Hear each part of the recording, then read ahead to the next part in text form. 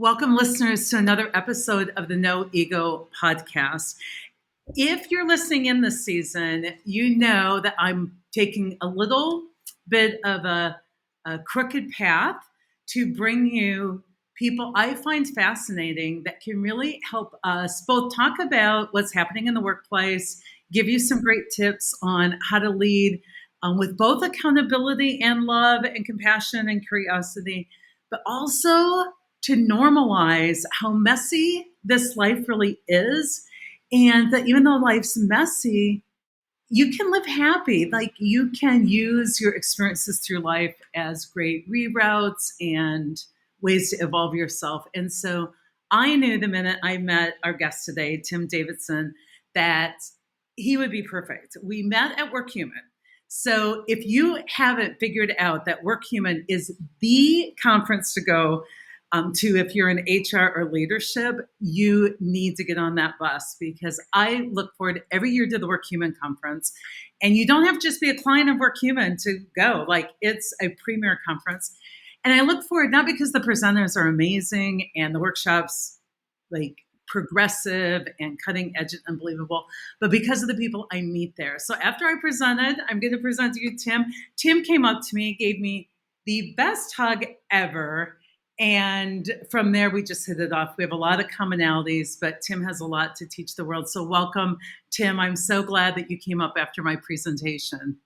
Oh, thank you, Sai. I appreciate it. I'm so glad that I just was like, I'm just going to do this. And I'm just going to walk up and give her a big hug because I felt like that's what we needed to do. I love it. This season, there's like 3 of you I met at Workhuman just in the hallways that have come on, and people have just loved our time together, because we had, we get to chatting and I think, oh my gosh, this would be so great on a podcast, not for like formal content to like train people, but to just have a conversation about what life is like in a real way, so that people quit comparing their insides, how they are feeling with everyone else's outsides, how people appear to be walking through the world, because that comparison is the work of the ego. And it's meant to put us in either a one down or a one up position and really polarize and separate us, which is not going to be helpful in the workplace. So I'm so excited to have you. You have such a beautiful pedigree. Love that, and we'll get into all of this, but you had so many opportunities to get resilient growing up, as your mom was raising you and your siblings and moving you a bit here and there, but also that you landed with Center for Creative Leadership, which I think is just an icon in our industry. And now you are really pursuing your own dream very courageously. And I can't wait to talk about compassion leadership, which is a fascination of yours. So let's start. So 12 years, right, with CCL worldwide, like Latin America, Hong Kong, like really worldwide. I'm interested because we all just love their work and their writing and what they've done for leadership development in this world. 12 years with them, what were some of your takeaways? What was like, oh, I wish people knew this and they didn't, have to wait years to find out? Do you have some like cliff notes for us from all that great wisdom? So I always say that I grew up there because I started there when in my late 20s, and then right before I turned 40 this year, I departed from the center. And I will say that it was probably some of the best experiences from a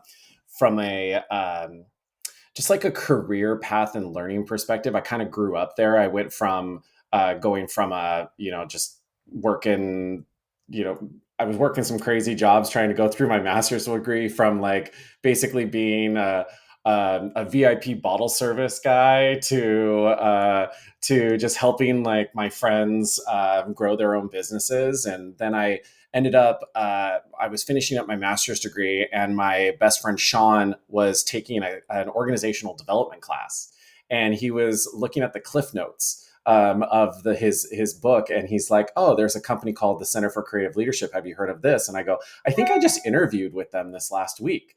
And he was like, "Oh my gosh!" And I found it off of like a monster.com. Didn't know anything about the center. Didn't know anything about leadership development in general. And it was just an opportunity. I'll be straight up. I just wanted to travel the world and learn and not pay for it myself because Love I'm just it. like and so I found an opportunity that would take me across the world, and that was with the Center for Creative Leadership. And I worked with multiple companies, global companies from around the world. And I will say that one thing that I pulled away from it is we need more leaders in the world. I will say that that's like my number one. And what does that mean? Is that we need leaders who lead with compassion and no ego. And I will say that no matter what organization you go through and talk to, um, the imposter syndrome is real wherever we go. And Oh, no wow. matter Say if more you're about that. yeah, I mean, I've just noticed it. I used to do a lot of global projects at CCL where I go and start doing. Sorry, that's my dog shaking in the background. That's fine. We um, welcome all noise on this podcast. Some yeah, people, if they're real audio finicky, I'm like, I'm sorry, we're just not going to produce to that level. We have dogs and kids, and I'm in yeah. So I Mexico would, with a hurricane coming, so we could cut out yeah, anything. exactly. Like, It's all like good. we need people tolerant of a little informality. Yeah, exactly. Just life. Yeah. So I mean, I would be talking to people who would be making, tons of cash and just at a different level. And everyone walked around just kind of, not everyone, but there was a lot of people who doubted themselves. And so that doubt that you have in yourself doesn't stop happening. It's just part of the human experience. It's And part of the once human we condition. yeah, and it's once we just recognize that this is part of the human experience and um, remind ourselves to always be where our feet are, I like love those are that. the two Always things. be where your feet are. Yeah, just Be here recognize that now. yeah, like just this last week, I mean, tons of things have changed with me in my own life and career within this last couple of years, and I was just looking back. I'm like, wow, what the crap have I been going through? And then I'm like, huh, this is just kind of fun if I just sit down and just kind of experience it and just be like, I'm going to work as hard as I can today for the future Tim tomorrow. That's what Love I that. tell myself that. So I that's want to what I kind highlight of that I am simply going to be here now and work as hard or focused or with greatest effort as I can today for my future self. yeah, And that I think is one purpose we all have, or that's the tactic. And I think the main goal is we've got to learn how to walk through all of this with a lot of love. And that takes yeah, a lot of wisdom and a lot of evolution, yeah, which I think is so important. I want to highlight a couple of things just to point out and pull out for people because I hear their questions every day. Like, I just talked to somebody yesterday and they're like, I really have to figure out my career. And I'm like, I don't know how to help you do that because that is instead of partnering with the universe for the future, that's like trying to like craft something as if you had some power the rest of us don't yeah, have. Um, and is full of expectations, which is going to be full of disappointment. It gets you externally focused. It gets you really in a place of control. And I think the things people really need to work on instead are willingness. Like before CCL and even at CCL, I'm willing to do whatever to be of service. My name is yes. So I say early in people's careers, stop worrying about boundaries because that's just something to use in your interpersonal relationship. Before you need to throttle back what you won't do, you got to say yes to a ton of yeah, stuff and really develop your muscle of willingness. My name is yes. It's not immoral. It's not illegal. I'm game. I'll try it. And then also that many of us rewrite history. We go, oh, I knew forever I wanted to be a public speaker and a drama. No, I didn't. It was an accidental discovery that led to a really incredible career. And if we don't rewrite our histories, most of us took something for beer money or something because we wanted to travel the world or And so I hope for those of us that are farther along in our career, we stop revisionist history. We stop going back and seeing where we are now and ignoring all the invisible help that we got, all of the luck that came our way because we were willing and open. And because I think so many people right now have so much pressure. Do I take this job or not take this job? And does it fit perfectly in some imaginary career path? And I think that's why so many people in younger age groups are paralyzed Yeah. because they don't want to make one wrong choice. And what I try and tell them is there's just simply not a wrong choice. And you can always re-choose. Like, this is Yeah. just a plan your own adventure. Yeah, that's totally it. So, like when I was at CCL, I ended up I was traveling a lot, and I was going around the world and helping people around the world with leadership, and it was possibly some of the funnest experiences that I've ever had. But I one of the things that I did is I lost my own self, and what that meant was that my health started to decline because I started forgetting about what was the most important thing. And I ended up in that process ended up having so like a mild stroke in that process, Oh my gosh. and it was on my way back from one of my trips. And I will say that that possibly changed my whole trajectory. This made me step back and think about, well, what is really important to me, That's a and huge even wake up call. yeah, and I people always say, what was it? And I say, I disconnected my mind from my body, and that's what caused that to happen. And I will say that I was even in a place of just work and go, and just like what we all were, I would say, like pre-pandemic. That's Pandemic. what I always say. And we The all bought into pre-pandemic. that big hustle culture. Um, and even for myself, like I'm so grateful. And that's why I even say there are no mistakes. I'm so sorry that you suffered a stroke. And at the same time, I just believe the universe does deliver these wake up calls if we get way off track. You know, the universe is very much um, kind that way. Like for me, you know, I wrote about it in my last book, but 2020, where so much fell apart. And now I look back 3 years later and I'm like, oh my gosh, the universe just plucked me out of a Yeah. situation I was doomed in many ways, and you know, put me in a place to regroup. But I want to get back to your wake up call because I want to highlight saying yes is not without boundaries. And a lot of people misinterpret that where you say yes to the opportunity. Saying yes to the opportunity, you still need to be in a position where you say, now let's talk about how that works for me and for you. And so saying yes to traveling the world, helping people with leadership is an amazing yes. And what we forget is when we say yes, doesn't outsource the how that many of us have to learn the hard way, like from a health scare, that I can say yes, but I still have agency to say, and here's what is healthy for me and healthy for others. And here's how I can move through this skillfully so that I don't have to do this at the expense of my well being. And Yeah.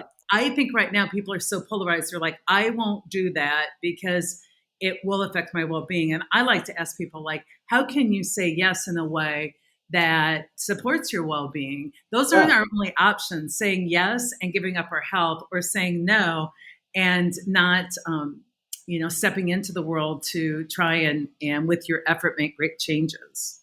Yeah, what's been going on since then is just me trying to figure out what is going to be my career journey, because I didn't ever really, I'm an elder millennial, so that means that I graduated from college right around 2008, and we know what was going on during that Tough time. times. Where we got out and we had a promise from our parents that we were going to have a job if we went to school and did everything perfect. And then as soon as that happened, everything went crashing down and we had to try to figure out what to do. And so this like level of resiliency, I would say, in some of my, like this kind of millennial generation, I think is I think more than a lot of other previous generations. And what I've been having to do is try to figure out, well, what is my career path? What will find me good, like what will find me not only harmony with work and life, but then also give me the wholeness that I need from this part of my life of like try to what type of impact that I'm making. And I came across some really amazing things. Like I I did a lot of deep internal work, trying to figure out, which is what kind of brought me to you, is I read this quote by Young Pueblo. It's a book that he wrote I called love him. Inward. Yeah. And he says, ego sees problems, consciousness sees solutions. And so when I was, trying to figure out what to do next, try to figure out what my health, and I just kept seeing all of these like problems, like, and I felt like I was just, all I was doing was just going through a Rolodex of problems trying to solve.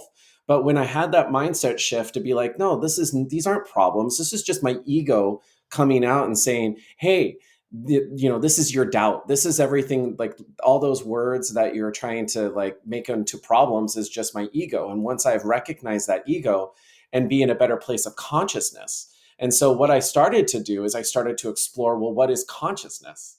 And so I got deep into somatic therapy. I did a lot of internal family systems. If you're familiar with that, trying to figure Yes, out like love almost, IFS. Richard Schwartz, you yeah, guys, we've talked about this on this podcast exactly. before. Somatic therapies, even psychedelic therapies. Yeah. And It's so the what, path to great leadership, in fact. And what I love about what you're saying is you're like, I wanted to figure out my life, so I did my inner work. I want to be a better leader, so I did my inner work. And what we've done too much in the workplace is say, you want to figure out your career path, go to this class to intellectually figure it out, which engages the ego, low self. All ego thinking is fear based thinking. And yes. that's why we talk in reality based leadership. Like before you can solve any problem, you've got to toggle up. You've got to move out of ego based thinking into higher levels of consciousness because it dissolves 90% of the problem.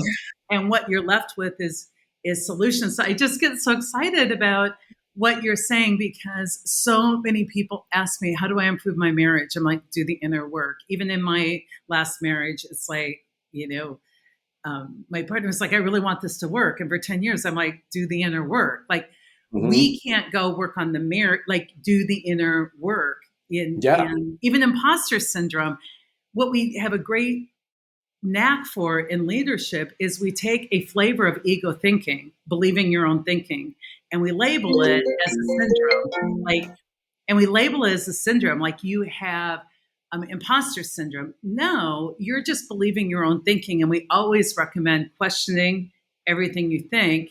That's the solution. Um, Yeah.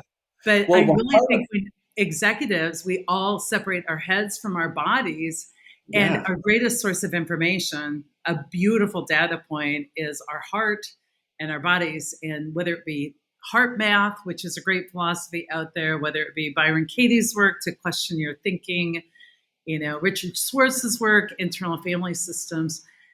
Evolved modern leaders have done their inner work. Yeah.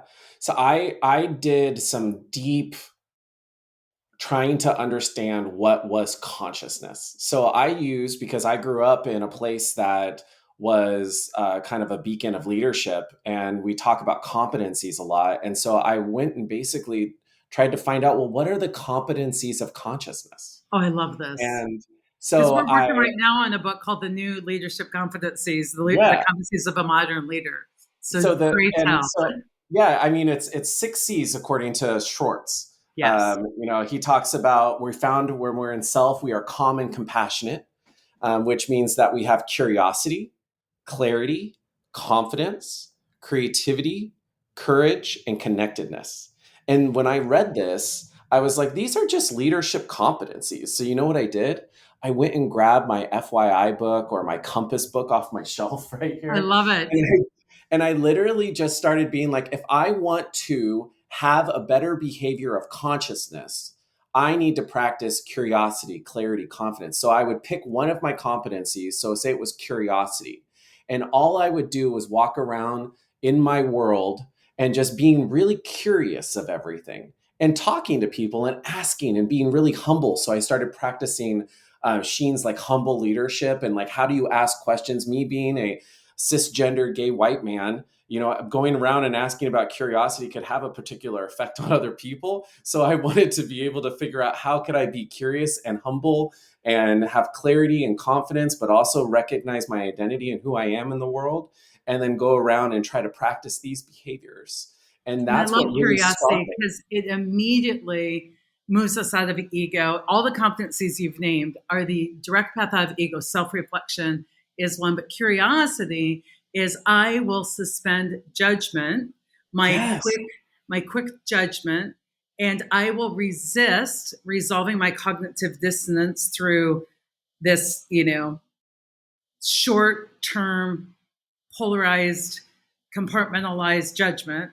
And Hmm. I will just stay open and open heart, open mind. Open mind is the curious part, is just a great way to start every conversation. Yeah. As we talk about leaders, but every conversation is what I think I know about you is usually my ego's like cliff notes based on 80% past experience that I misinterpreted. It's bad info, it's fake news.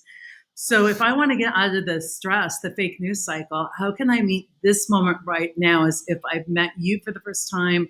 I'm seeing this situation for the first time.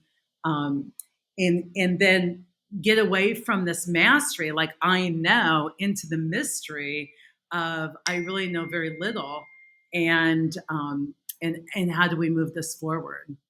Yeah, it's really interesting, stepping back and kind of looking at it all now, and all the stress that I still did go through. So it's not like it's not going to be there, but it being really present. I also, one of the things that helped me kind of slow and kind of go back to a healing place since the is I started not only getting connected back with my body, but I got deep into Pilates. And Pilates, people talk about it with yoga or things like that, but Pilates is probably one of the most mind body connections that actually a lot of executives do on the down low. That Yeah, I'm learning, because when I talk to people, they don't talk, and it's all about breathing and connection to your body. And you don't realize until something like what happened to me happens for you to step back and be like, well, what in the hell am I doing with myself? And what is most important right now? And that's what really has tried to help me kind of figure out what is my next path? Where am I going? What is going to be this new journey? And I went paddleboarding with one of my mentors last week, and I was telling him about everything that was going on. And he looks at me, he goes, I love vertical development. And I go, what do you mean? And he goes, right now you're in the reconstruction phase of your own development, meaning like you're trying to figure out things in the world.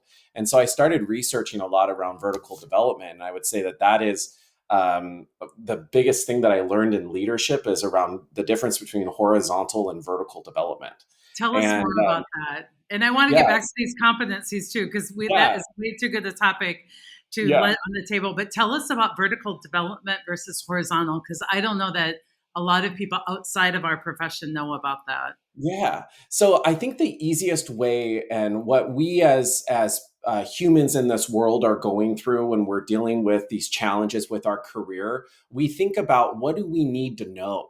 Like, what do we need to know to get that next job? Or what do we need to know? What are the skills? And that's horizontal development, meaning like, what do I need to know? Or what do you know already? So that's why sometimes we do leadership development wrong, because we're like, oh, we need to learn how to be better communicators. Okay, sure. Learn how to, the Yeah. model on better communication. Sure. That's We still focus on horizontal. mastery when most people have total discomfort with mystery. Yes. And that is vertical development is instead of, so horizontal is what you know, vertical is how you think. And that is what really starts to transform you as a human, Yeah. is thinking about and challenging the way that you're thinking. I always say this, I always go, we as humans are not meant to be conformists. We are meant to we are designed to create. And so how can, rather than conform, we need to create, and that means how do we think? And so that's why when you get a really good leader, or good leadership looks like questioning how people think, and help them think in more open and curious ways, then here's what you need to know, which is more about So true. management.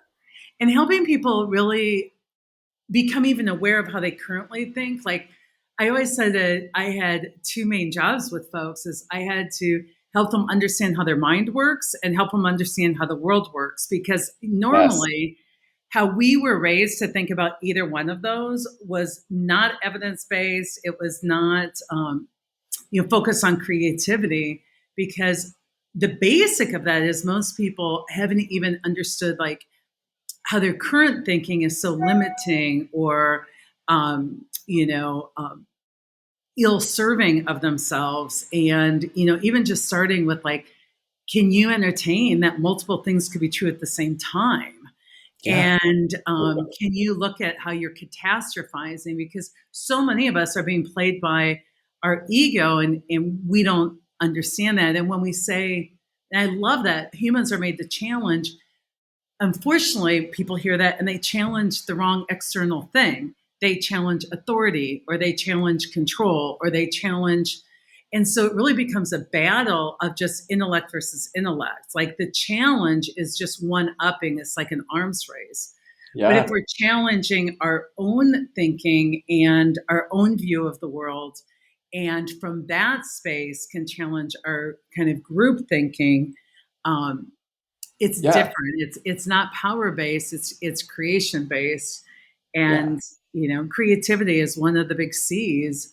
But creativity on demand, or creativity really just takes a lot of space and willingness to show up every day, so that the muse knows where you're at, and to have habits and dedications that you signal you are ready, willing, and able, and that clarity may not come today, but it definitely will come. Make a home for Yeah. clarity. I always say, like, a lot of times we start to get something clear where we feel it in our bodies, or we have this visiting whisper over and over again, and we don't welcome clarity. We keep saying we're so confused.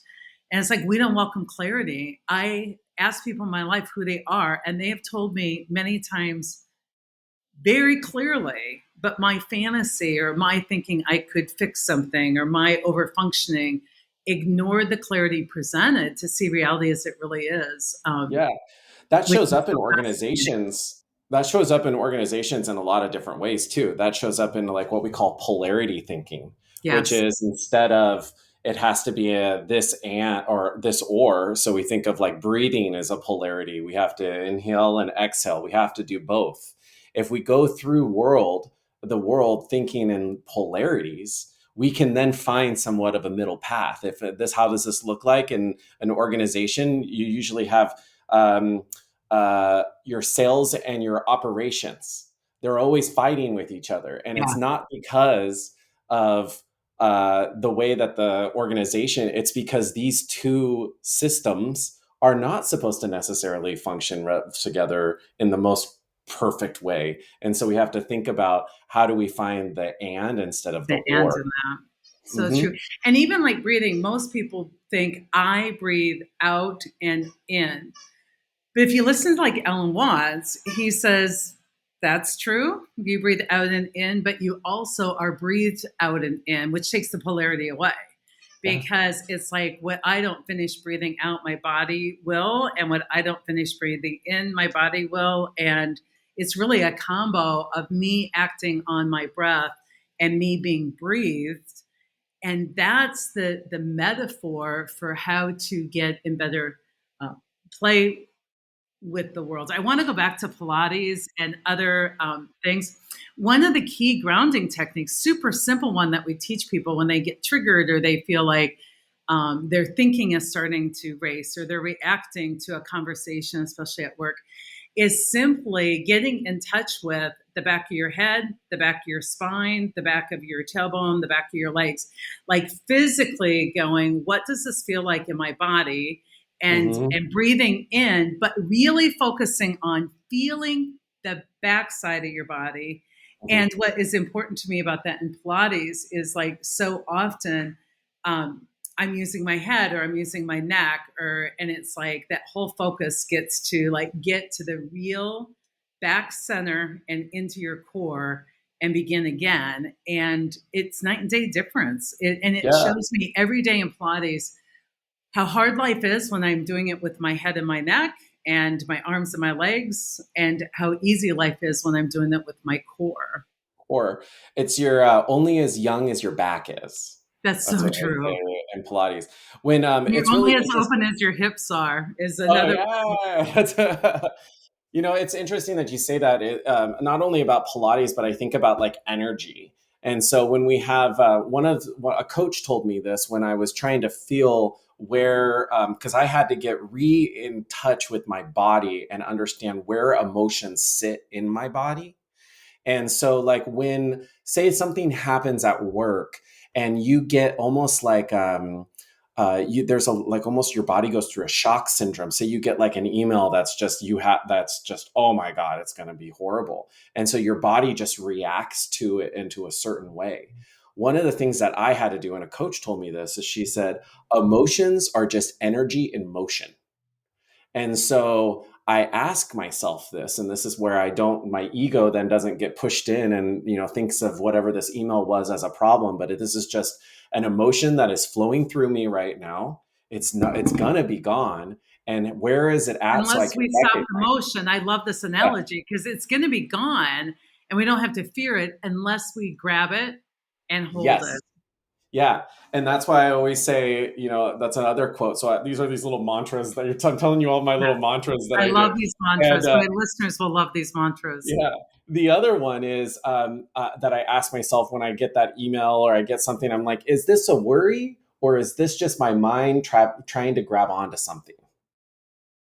I And love so, this. like, Is this a true issue? And if yes, so, we have great tools to solve true issues. Like yes, we have yes, so many business tools, life tools, or so many times our ego to stay alive needs to eat anger for lunch. It has to stay mildly disgruntled. So it's always scanning the internal environment for danger, like that's its biological function. But it can quickly turn almost any feeling into a grievance through yes, intellectualization. It can take, my child ran out in the street and that scared me. Thank God they weren't hit by a car, and turn that into anger and then turn that into a grievance about the world not driving safely enough for my children to be present in. And now I want to mandate, what happens in my world and on my street, which great if there's a change being made, like lobby for that. But most of us don't lobby for that. We just complain about it. So our yeah, ego is fed through intellectualizing feelings into grievances often. I love that. I like Is that. this truly a worry? Is this truly an issue, or is this something that my ego's grabbed onto? Yeah, exactly. And doing that are two, like, a couple of the things that have helped me kind of as I've learning about how to deal with all of this ambiguity that we have in the world right now. This is like these little mantras that are helping me stay present and stay helping me focus where my feet are at the moment. I love that. I love that. And I want to a little bit more about because I know that now you're doing this great like recreation of your career and you've formed that higher impact group and you work with clients on compassionate leadership. um, I didn't hear anywhere in your story about geographical escapes. And one of the things I'm seeing a lot right now is people are like, I'm dissatisfied, I'll change jobs, or I'm dissatisfied, I'll go from working for somebody else to working for myself. And I feel so sad as I watch people do that because if you've outsourced your happiness and if you've outsourced your success and if you aren't doing your inner work, geographical escapes will just leave you chronically disappointed in the human race and the workplace. And so a lot of times I tell people like stay put until you can leave in peace. And that's very different. Learn to stay in joy until you can leave in peace, which is different than leaving in resentment or leaving in like leave when you have mined this for the learning and you've done the inner work to be able to be someplace joyfully without resentment, without learning to set boundaries, learning to speak for yourself, learning to care for yourself. Because leaving from that and exploring what's next is completely different. So I don't know what that's been like for you, but I know that stroke was a wake up call and that you, instead of figuring out this job sucks, I need a different job, it sounded like you did more like, I need to look at my life. Yeah, I mean, I the first thing that I did is try to find out what happened. That was like the hardest part because I didn't necessarily know what happened and how it happened. But yeah, I mean, I stayed during a time because I was like trying to figure out how do I recover from this? What do I do? And so it took me like 2 years to get to a point where I was like, okay, I think I need to really take time to focus on myself. And so that's what I did is I took that time to focus on myself, but then got distracted again because, that happens. And It does then, happen. And I want to highlight and normalize that. Like a lot of us are like, I abandoned my journey. No, sometimes life calls upon you to support a family and you're the best option. It's not either or. It's like, yeah, for now, I will gladly contribute this. The joy is the piece of it that you don't see yourself as a victim in this. yeah, I chose to work a really hustle filled life to get my message out and support my family. And now that I don't have some of those responsibilities, I'm choosing to go really deep in some other things. But a lot of yeah. people feel failure if they leave the workplace to start their own business and then they go back because they have needs. Like that's not failure. That's part of the. Yeah. Yeah, I think part of that experience that I had was, again, I read a lot of Young Pueblo when I was like going through this Everybody, Young experience. Pueblo, he just has a new book out, but he has 3 or 4, and It's they real. are amazing. And Yeah. his Instagram, like I haven't mentioned him before in the podcast, but go after Young Pueblo. He's amazing. Yeah, I mean, basically, I was sitting around trying to. This time last year, actually, last August, right around this time, I was laying on my living room floor with no job, not knowing what I was going to be doing next, and I was just kind of like taking time for myself to really do my own development and really think about. I had the privilege to be able to do that, and so I read a lot of his books. And there's a whole part of it that talks about happiness, and that was something that I was like really trying to crave because I was really looking for, well, what was going to bring me joy.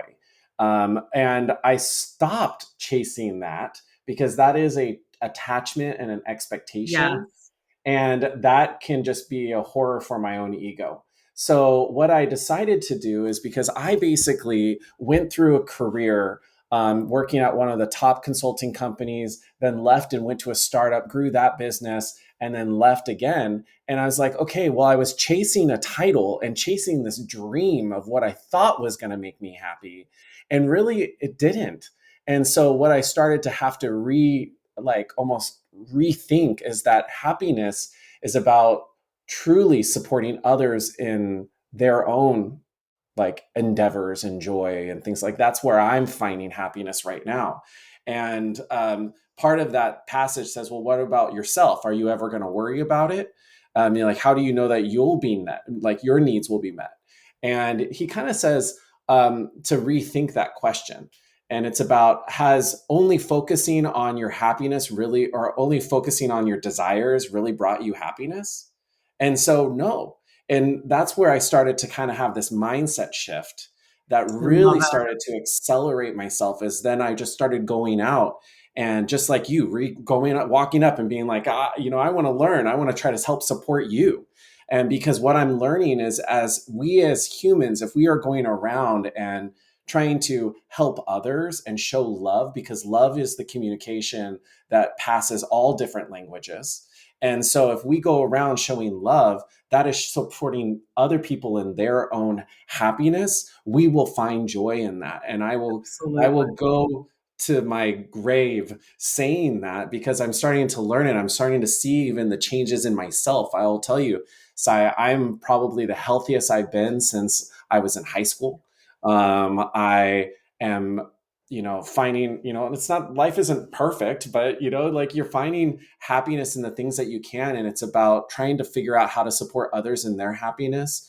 And that has calmed my ego and also filled me a lot of joy and compassion to be able to, make some type of impact in the world beyond a title or a company name or anything like I that. love it. I just want to really put a pin in what you said. Like so many of us are like, I'll be happy when this summer is over. I'll be happy when my kids get back to school. I'll be happy when I get the job that I'm pining for. And I'm here to tell you that all of you out there under that guys are deferring happiness and outsourcing happiness. When happiness for me, and Stephen Matthew Adams in his book On the Way, he's been on this podcast, really talked about figure out the habits and dedications, the things you do daily that drive your own contentment, and do those and be happy now. And regardless of your circumstances, regardless, and it doesn't mean ignore feelings. It's not toxic positivity, but I think it's so key. A lot of people, ask me when they see me now, 3 years after a really big life crisis, they're like, how did you lose weight? And they want me to tell them some secret diet plan, or you glow. Like, how do you look so good? I'm healthier than I've ever been in my entire life. And what I tell them is, this is what happiness looks like. Like, I have a less secure job than ever. Like, I'm working my way towards the end of my career. I have really given up awards and like, I just really have dropped out of society in so many ways. I have embraced solitude. I have embraced a lot of just time for creativity and following my bliss. And yes, there's some privilege to that, I'm here to tell you, but I also replicated the life I was living when I lived in a pup tent and I was homeless for 7 months. Like, so a lot of people confuse, and yes, I've had beautiful privilege and I'm aware of that. But I went back to when I had nothing and replicated that lifestyle, because that's when I was the happiest, is when I lived very minimalistically. And so I just really want to highlight, what you're saying about happiness. And Danielle Laporte has a new book out, How to Be Loving. Incredible book. Her podcast and stuff, I want to shout out. Incredible. I've been loving it. I think I'm listening to that book for the 5th time. And she believes like our main purpose in life is to master how to be loving, not master a career, not master Excel spreadsheet, like master how to be loving. And the rest are just things we occupy our time with or do to try and contribute to the world. But how to be loving is the main thing we need to develop, which is vertical. Yes, absolutely. I think there could be a lot of, period after I say this, is there could be a lot of things solved if we just look through the lens of love. Yeah. I know. And it doesn't necessarily, love comes with boundaries too. So that's the other thing. And that's, I was going to say that, like, people have weird definitions of love. Like, I thought for a long time a trauma bond was love. But love isn't about what you get or what you get attached. Love is just about the way you walk through the world and the giving of it. And it's not giving without limit. It's not over generosity. It's not giving with motive. It's open-heartedness and open-mindedness. And a lot of people don't understand yet what love is. Frank Anderson, who practices a lot of IFS, internal family systems work, he studied under Richard Schwartz. He basically says trauma blocks love and love heals trauma. Danielle Laporte said there's a lot of ways to go backwards, but only one way forward, and that's love. Like, and I brought back, I used to talk a lot about leaders have 2 roles, love people up and call people up. And for the longest time, I assumed they loved people up. And so I focused on calling people up and accountability. And I saw it get weaponized. And I went back during COVID and I'm like, you've been loving these people up, correct? And I found out that a leader can't love somebody else any more than they love themselves. And so many of our leaders have no self-love. So they can't love others freely because they're as critical of others as they are of themselves. They're as victim-minded about others as they are of themselves. And so it's like a big self-love revolution needs to happen in leadership as well. Yeah. And so I started bringing love back to the workplace. I'm like, you guys love these people up. And it's not engagement. It's not giving them foosball tables. That's not love. That's nice to have in a break room if people like that. But and if you only have high accountables, they're easy to love. And if they want flexibility or benefits, they're easy to give them to because everything you give them repays back. But we're in really dysfunctional relationships where we're trying to buy the love of people who are low in accountability and not involved in their own evolution. And that's where it's getting really tricky in the world. Yeah. That's why I think actually one of the like positive, I'm going to say this, positive unexpected consequences of COVID was I think it helped people kind of break out of, I call it NPC mode. And that's, if you're familiar with an NPC is like in a lot of video games, it's like a non-player character. And so it's just like like if you're in Sims, it's just people kind of walking around. And I think Extra, so to we, speak, yeah. And so like you kind of get stuck in this kind of NPC mode where you're a getting up, you're bystander. going to work, you're just going to doing, you're just a cog in the wheel. And this is like, I think COVID kind of helped us kind of break out of that and into a better place of consciousness. And get And more so intentional. now, I think COVID, we had to so radically simplify that when we started to edit things back, we actually questioned it. yes, which is good curiosity. Yes. And so, like, I think as we start to have more love in the world, people will start to break out of this NPC mode. And I think we're going to start seeing some changes, not only in the political set, but also in the workplace. Because as we were starting to talk about, which is consciousness and conscious leaders, conscious leadership is we're asking people because there's been breakdowns and not only we're now asking leaders to do three things that they weren't doing previously, which is why we need more leadership and more leaders in the world. Is we are asking leaders to be originally the stewards of business. That's what leaders have always done, being a good steward of the business. We're now asking leaders, not now, but we're now putting more on leaders to be good stewards of the people. And that means like, how do we guide people? But then it's also how do we be stewards of the environment? How do we make sure that we have a world past the next 50 years? And so we're asking leaders to do this, and for leaders to be stewards of the business, the people, and the earth. We need leaders to be more conscious. We need leaders to break out of this NPC mode and start being like, why are they asking me to cut revenue?